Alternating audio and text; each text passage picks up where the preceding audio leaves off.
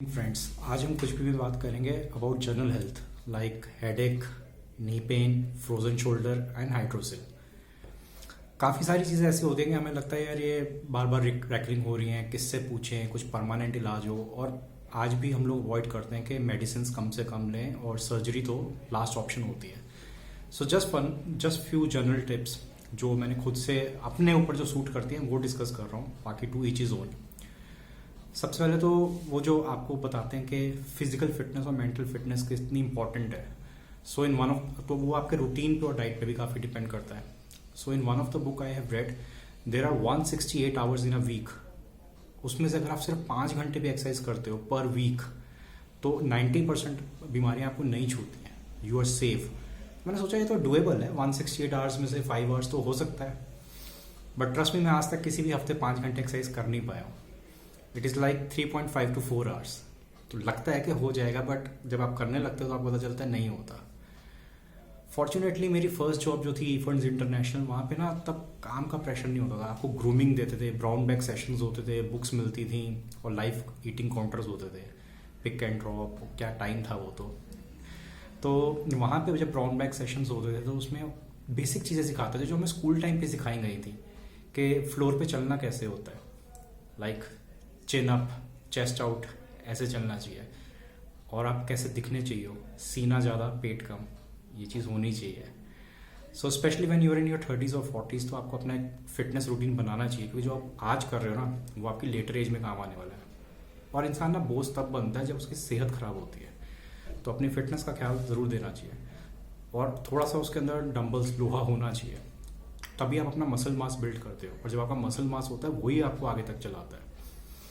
और आपका जो वेट, एक्सरसाइज के अलावा ना आपकी डाइट, आपका वेट, ये सब भी आपको मॉनिटर करना चाहिए। And these are very simple basic things. For example, अगर एक इंडियन एवरेज मेल हाइट है 170 सेंटीमीटर्स, उसमें से आप 100 लेस कर दो। मान लो आपकी हाइट है 170 सेंटीमीटर, उसमें से आप 100 घटा दो तो आपका वेट होना चाहिए 70 in case if you are a male. And for females it is -105 instead of 100। For example, आपकी हाइट है 160 सेंटीमीटर्स बीइंग अ फीमेल, तो आप उसमें से 105 कम कर दो, तो that means your ideal weight should be 55 kg। ऐसे अपने आप को देखना चाहिए कि मैं इसके आसपास चल रहा हूँ, कोई बहुत, क्योंकि जितना आपका 1 किलो जो एक्स्ट्रा है वो 3 किलो एक्स्ट्रा प्रेशर डाल रहा है आपके गोटे पे, on your knees. So every 1 kg is putting extra pressure on your knees for 3 kgs पर 1 kg। That's the equation. हाँ, तो अब बात करते हैं हेडेक के ऊपर, नी पेन के ऊपर। जब हेडेक होती है मोस्ट ऑफ द टाइम्स मैंने देखा है मेरे केस के अंदर, तो that is because of dehydration, loss of water. तो मैं तब पानी बहुत पीता हूँ थोड़ी देर कि यार एकदम से हेडेक ठीक हो जाए। और अगर ऐसा लग रहा होता है कि हेडेक ना मील स्किप हो गई या चाय ज़्यादा ले लिया बिकॉज एसिडिटी की वजह से हो रही है, then I what do is I do vajrasana for 3 minutes.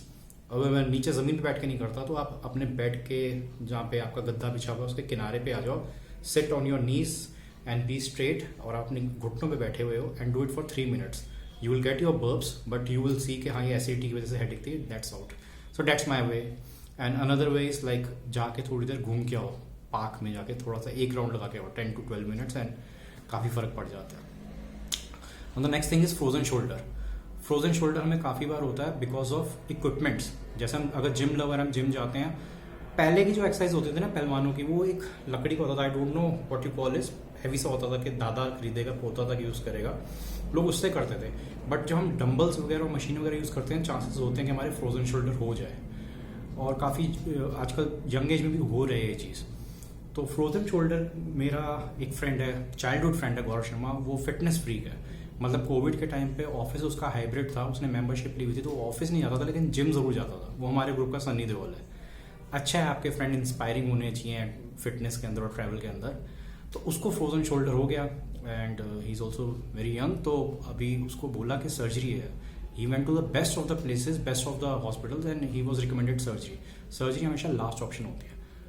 Fortunately वो मालवीय नगर में एक डॉक्टर से मिला, वो सीनियर सिटीजन डॉक्टर थे, यूएस से आए थे। उनका एंगल कभी भी मनी नहीं है, उनका पेशेंट को कम से कम, मतलब सर्जरी उनका भी लास्ट ऑप्शन है। तो उन्होंने कहा कि देखो आप सर्जरी कराओगे, उसका इतने महीने का रेस्ट होगा, ये होगा वो होगा, it will take in totality it will take 6 months। मैं जो आपको बोल रहा हूँ कि आप वो बोल रही एक्सरसाइज करना और वैसी वाली मेडिसिन लेना, उससे कम टाइम में आप ठीक हो जाओगे, and today is all right. So ये चीज़ होती है कि आपको ये पता होना चाहिए आप मतलब किस तरह से आप उस चीज़ को हील कर सकते हो, तो surgery should the last option, then you should obviously search within your circle for the best doctor who is like guiding you correctly, और उसका माइंडसेट भी आपकी तरह हो कि पहले किसी और तरीके से ठीक करना है, दवाई से, कसरत से। तो उसने मेरे को फ्रोजन शोल्डर का बताया, और उसके बाद वो तो ठीक हो गया, मेरे को एकदम से बहुत ज़बरदस्त पेन शुरू हुई ऑन माई लेफ्ट। तो मैंने सोचा यार ये तो, और मेरा ट्रिप आ गया था अंडमान का, मैंने कहा ये तो यार ट्रिप से पहले पेन शुरू हो गई है, फ्लाइट में भी जाना है, मैंने कहा सोचो मत, क्योंकि जहाँ फोकस करोगे तो और ज़्यादा लगेगा। तो वहाँ पहुँच गए, और वहाँ पहुँचने के बाद पोर्ट ब्लेयर था हमारा पहले दिन, and next we went to the Havelock Island. Havelock Island के अंदर हम काला पत्थर बीच पे थे, तो काला पत्थर बीच में वी स्पेंड लाइक 2.5-3 घंटे, 2.5 to 3 hours directly under the sun. काफ़ी फियर्स था, अच्छा लग रहा था, एंड ऑब्वियसली शर्टलेस, मतलब वो पंजाबी में कहता है नंगे पिंडे। तो 2.5-3 घंटे में था। तो उसके बाद यहाँ ना मैं जब होटल वापस आया, मैंने कहा यार मेरे यहाँ पेन थी गायब हो चुकी है, ज़ीरो। तो वाइफ ने चेक किया कि हाँ यहाँ पूरा रेड हो गया, और मैंने कहा हाँ वो क्योंकि हम 2.5-3 घंटे से ऐसे था, तो लेकिन पेन गायब। देन आई रियलाइज कि कभी बार कहते थे कि आपको दवा दारू की ज़रूरत नहीं, आपको हवा पानी बदलने की ज़रूरत है। मैं धूप में था पूरा टाइम, वो फ्रोजन शोल्डर अपने आप ही सही हो गया। May be it was the beginning, और वो 2.5-3 घंटे की वजह से पूरा विटामिन डी का कोर्स मिल गया, और जो पूरा हीट पेनिट्रेट कर गया, एंड इट वॉज ओवर। सो मैंने कहा कि ये वहाँ लगाते से अच्छा ट्रिप पे आ गया, तो अच्छा ही किया। तो मतलब वो हवा पानी चेंज होना is applicable. Now knee pain ज़्यादातर हमारे अब होने लग गई है भैया, ये अर्ली एज में चीज़ें आने लग जाती हैं।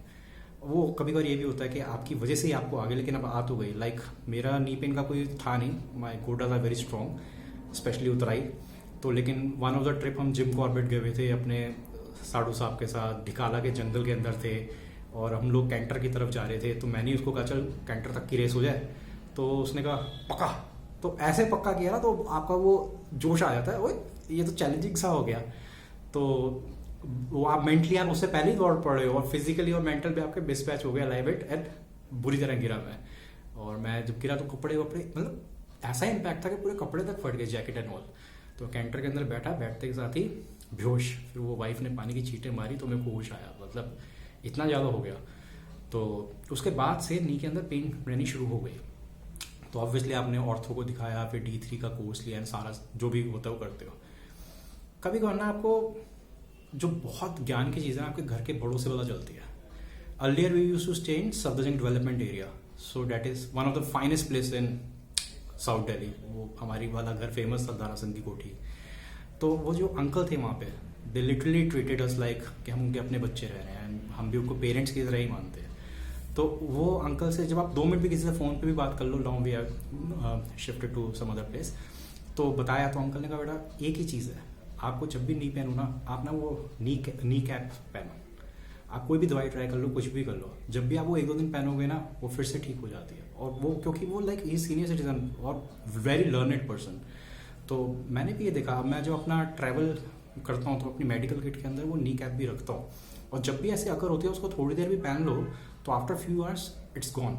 मैंने ये तरीका यार, भले बेसिक चीज़ें कोई बताता नहीं है आपको, घर के बड़ों से या यारों दोस्तों से पता चलती है। तो मैंने कहा लेट मी शेयर, आपके पास भी अपनी चीज़ें होंगी शेयर करने के लिए ऑब्वियसली। तो ये हो गया about the knee pain, frozen shoulder is done, headache is done. Now another topic, this is for guys only, mens only. This is mild bilateral hydrocele. It is like some fluid in your testis. So थोड़ी exercise मैं भी रोज़ करता हूँ, तो कोशिश रहती है कि like at least 30 minutes a day, तो 3.5 आवर्स इन अ वीक। और वो भी अगर एक दिन आपने चीट डे रखा है तो इट्स जस्ट 3 आवर्स। बट मैं सपोर्टर पहन के करता हूँ क्योंकि मेरे को पता है, ये नॉलेज है कि करना चाहिए। Even after that there was some fluid, तो फिर वो जब आपने एक्सरे कराया उसके अंदर आ गया कि there is a fluid, ultrasound कराया सॉरी, तो उसमें आया कि आपके फ्लूइड है। तो obviously the advice was go for the surgery. Surgery मैं प्रेफर नहीं करता हूँ। तो मेरे को लगा यार ये क्या सैपा बढ़ गया, बैठे बैठे आप फिटनेस कर रहे हो और उसमें आपके फ्लूइड ही आ रहा है, आपको ही दिक्कत आ रही है। डिस्कस किया, किसी को कुछ नहीं पता था। कई बार होती हैं आपके फ्रेंड सर्कल में भी, आपको पहली बार हुई है तो आपको किसी से कोई नॉलेज नहीं मिलने वाली। फिर थोड़ा सा अपना R&D की और इधर उधर से कोशिश की कि जो डेटा निकल के आए। तो ये मैं पर्सनल बोल रहा हूँ, ऐसा कोई मेडिकली प्रूवन नहीं है। एप्सम सॉल्ट जो होती है ना, वो आपके फ्लूइड को कम करती है। तो लकीली मेरे घर पे पड़ी हुई थी ये चीज़ें, मेरे को एप्सम सॉल्ट के बारे में पता ही नहीं था, ये टर्म भी नहीं पता थी। तो मेरी वाइफ ने रखी हुई थी घर पे, और मेरा ब्रदर भी बाहर से आया तो वो लेके आया। तो काफ़ी अच्छी क्वांटिटी में थी। तो वो यहाँ तो आपको कहते हैं कि बाथ टब के अंदर आप यू हैव अ लाइक आधा एक घंटे का bath and put Epsom salt like 10 cups, so it will soak it out. तो अब मेरा फिर से अगेन ट्रिप आया हुआ था, तो मैंने कहा यार थोड़ा सा एप्सम सॉल्ट पार्ट मैंने ले लिया था और उसके बाद हम ट्रिप के लिए निकल गए गोवा। अब गोवा के अंदर तो मैं नेचुरली बीच के अंदर था, तो वो तो बीच सॉल्ट था ना विच इज़ मोर इफेक्टिव, तो वहाँ पे जाके मैं खूब खेलता रहता था और करता रहता, बीच में काफ़ी टाइम स्पेंड करता था। By the time I was back I got cute again, हवा पानी बदलने से और नेचुरल तरीके से ही चीज़ें सीख हो गई। So I thought these are the things जो मेरे को शेयर करनी चाहिए। हो सकता है आप में से भी कई लोग सफ़र कर रहे हो और कई बार बंदा डिस्कस भी नहीं कर पाता, उसको लगता है यार कहीं कुछ ऑनलाइन ही मिल जाए। So enjoy guys and be healthy.